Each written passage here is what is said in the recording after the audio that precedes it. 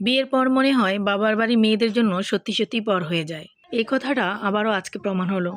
যে এলাকায় ছোট থেকে বড় হলাম সেই এলাকাটাই আজকে আমার কাছে অচেনা। হ্যালো এভরিওয়ান, আসসালামু আলাইকুম। কেমন আছেন আপনারা সকলে? আশা করি সকলেই ভালো আছেন। আমিও আপনাদের সকলের দোয়ায় আলহামদুলিল্লাহ অনেক ভালো আছি।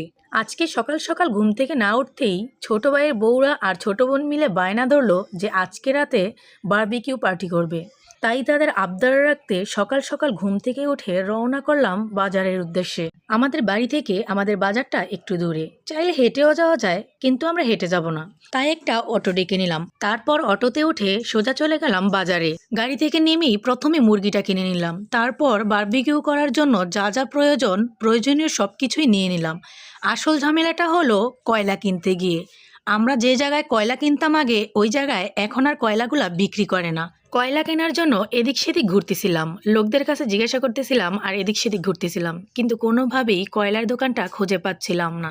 তারপরে এই কয়লা কেনার জন্য যেই পরিমাণ হেনস্থা হয়েছি তার বলার মতো না। দীর্ঘদিন যাবৎ বাবার বাড়িতে না আসার কারণে রাস্তাঘাটগুলা সবকিছু এলোমেলো মনে হয়। আমার কাছে মনে হয় আমি কোনো কিছুই চিনি না। অনেক খোঁজাখুঁজির পর একটা কয়লার সন্ধান পেলাম, তাও আবার একজনের বাড়ি থেকে নিয়ে আসতে হবে। কি আর করার, যেহেতু কোনো দোকানে পাইতেছিলাম না, তো আমরা ওই বাড়িতে যেয়েই ওই কয়লাগুলা নিয়ে আসি। কয়লাগুলা নিয়ে বাড়িতে আসার সময় আমার ছেলে আমার পেজ আর ইউটিউব চ্যানেলের জন্য ছোট্ট একটা প্রমোশন করে দিল। Like and subscribe. আমার ছেলে যা বলল, দয়া করে আপনারা কেউ তা করতে ভুলবেন না। তারপর বাজার থেকে আসার পর আমার ছোট ভাইয়ের বউ সব কিছু ঢেলে দেখতেছিল যে সব কিছু ঠিকঠাক আছে কিনা। তারপর সব কিছু দেখার পর ছোট ভাইয়ের বউ চলে যায় মুরগিগুলা কাটতে। ও মূলত মুরগি কাটতে জানে না, তো তাও সাহস করে বসছে মুরগি কাটার জন্য। বলতেছিল যে আমাকে দেখায় দেন, আমি পারবো কাটতে। তো বললাম যে দেখো ট্রাই করে পারো নাকি। তো পাশে বসে বসে বইলা দিতেছিলাম যে কীভাবে কীভাবে কাটবে। ও মুরগি কাটতে জানে না, তাও মাশাল্লাহ ভালোই কাটতেছিল। অবশ্যই সকলে কমেন্টস করে জানাবেন যে ওর মুরগি কাটাটা কেমন হয়েছে। তারপর ও মাংসগুলাকে কেটে ধুয়ে ম্যারিনেট করার জন্য রেডি করতেছিল।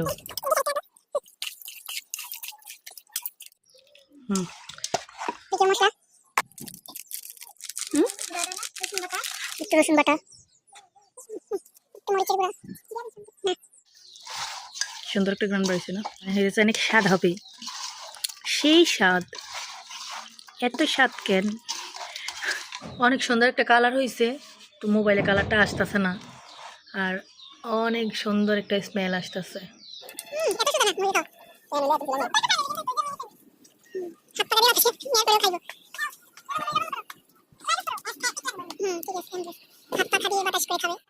যেই কয়টা মিলেই বারবিকিউটা করতেছিলাম, প্রত্যেকটাই এত পরিমাণ আইলসা ছিল। যেমন ধরেন আমার ছোটো ভাই উঠার আইলসামিতে ওই হাত দিয়েই চিকেনগুলারে উল্টাইতেছিল। এই গরম চিকেনগুলারে হাত দিয়ে উল্টাইতে আছে, তাও উঠা যায় কোনো চামচ আনবে না। তবে যাই হোক, শীতকালে সকলে মিলে একসাথে রাত্রেবেলা বারবিকিউ পার্টি করার মজাই কিন্তু আলাদা। তো আজকের ভিডিওটা এই পর্যন্তই। ধন্যবাদ সবাইকে কষ্ট করে ভিডিওটি দেখার জন্য। আসসালামু আলাইকুম।